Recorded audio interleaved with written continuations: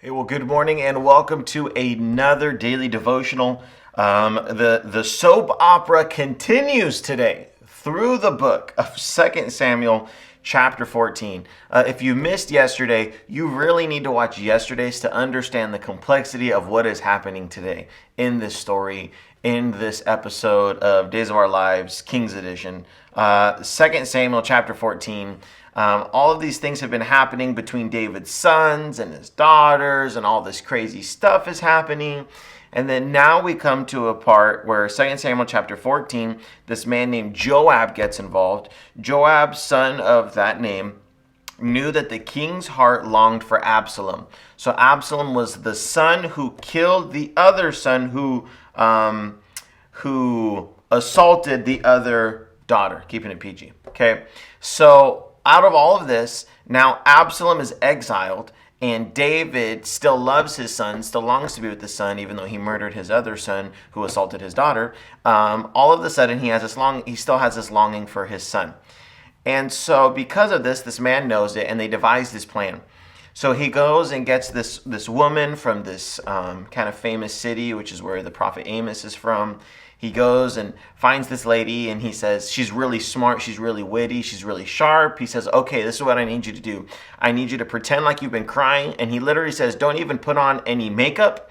Don't put on anything. It literally calls out, don't wear makeup. It says, don't wear makeup, don't wear this, don't wear that. Make it look like you've been crying for days, and we're going to put on a little dinner theater for King David. So she goes up to King David, begins to act out all this stuff, tell the story of her sons that were out in a field and got killed, and they got into an argument, and one son overcame the other son and kills him, and now the whole village wants to kill the one son. And she says, oh, but if they kill him, then we won't even have anyone left in our bloodline. It's going to kill our family off, all this stuff.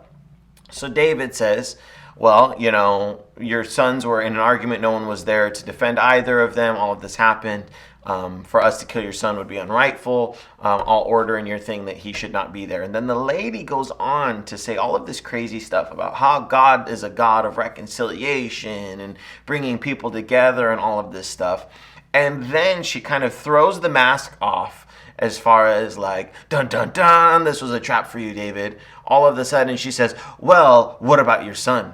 That your son who is drawn off very far and that he's exiled. And she begins to draw this parallel from two stories that have almost nothing to do with each other than a brother gets killed. Begins to draw this parallel and say, oh, what about Absalom? And he instantly says, Joab's behind this, isn't he? She says, yes. But it kind of opens up the door to this super complicated situation in which David ends up allowing Absalom to come back into the city, basically on house arrest for 2 years. This whole situation that then in the coming chapters we'll see how it even blows up even bigger in David's face because of this decision and all of these things that happen. But really the gist of all of these chapters is it's beginning to compound when we don't 150% follow God's plan and God's law and God's commandments in every area of our life. Because if we were to back way up, in the very beginning, the one brother assaults his sister. In that moment in Jewish law, he should have been killed. That was Jewish law. In the same way that eye for an eye, tooth for a tooth, that was the law at that point. So in the same way, they viewed that kind of assault the same way. And so that brother should have been taken care of. But David swept it under the rug because it was his family and he loved his family. Then all of a sudden, the one brother gets upset about it, years later kills that brother. In that moment, that brother should have been killed because that was the law at that point. Then now we're in this situation where it's kind of this compound thing where most of the time it's really hard for us to say, well, what's God's will? When we've done so many actions that we're kind of following God-ish.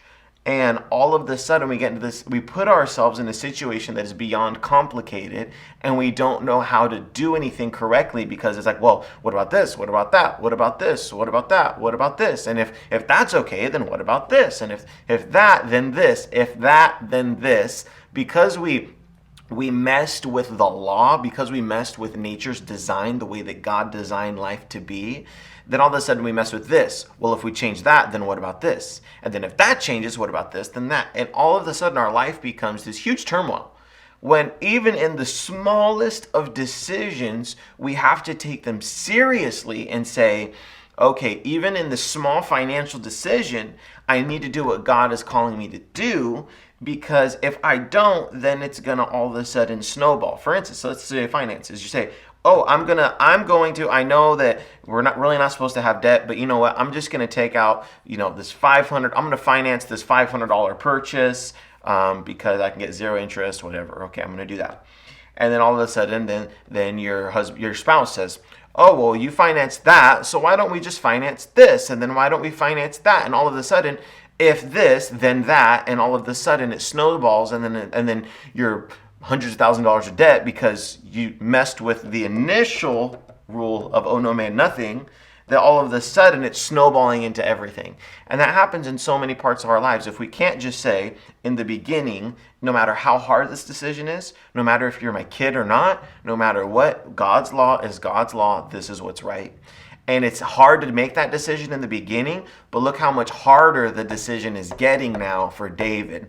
And you're going to see now his throne is going to be threatened, all of these different things, because he was scared to make a hard decision at the beginning. Now it's snowballing. So make sure to tune in tomorrow for 2 Samuel 14. And today, to remember, every decision you make matters, no matter how big, how small. Today, every decision today matters. So listen to God as to how you need to make it. So we'll see you tomorrow.